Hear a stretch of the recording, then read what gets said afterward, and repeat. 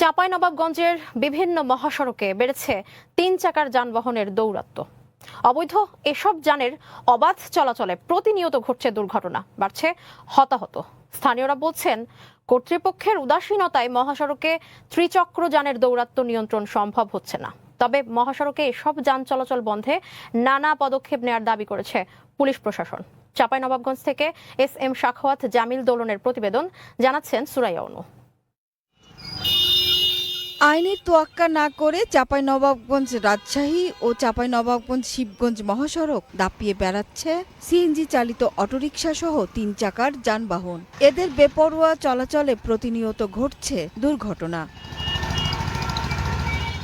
স্থানীয় বাসিন্দা ও পথচারীদের অভিযোগ, মহাসড়কে এসব যান চলাচল বন্ধে কোনো পদক্ষেপই নিচ্ছে না প্রশাসন। কেউ বলে CNG, কেউ বলি আপনার মাহিন্দ্রা, এরা এত বেপরোয়া গতিতে রাস্তাতে চলাচল করে। অনেক সময় আমরাও রাস্তাতে ব্রেক মেরে দাঁড়িয়ে যাই। তাদের গতির এতটা ভয়ানক রূপ থাকে বলার মতন না।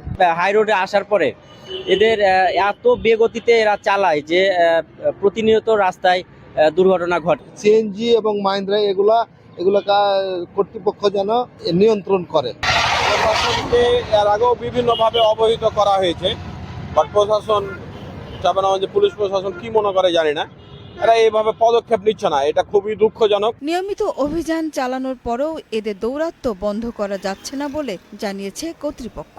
জেলা প্রশাসন এবং পুলিশ বিভাগের সাথে ইতিমধ্যে কথা বলেছি, শিবগঞ্জ রোডে মোবাইল কোর্টের সংখ্যাটা বাড়ানোর জন্য, যেন ইনাদেরকে নিয়ন্ত্রণ করা যায়। ডাম্পিং স্টেশনে না থাকায় আমরা সেই গাড়িগুলোকে আটক করতে পারছি না। আমরা আমাদের আইনের মধ্য থেকে, বিধির মধ্য থেকে যতটুকু করার আমরা চেষ্টা করছি এগুলোকে একটা নিয়ম কানুনের মধ্যে আনার জন্য। BRT এর তথ্য মতে গত 6 মাসে মহাসড়কে 3 চাকার যানবাহন দুর্ঘটনায় 300-রও বেশি মানুষ মারা গেছে। সুরাইয়া অনু, গ্রিন নিউজ ডেস্ক।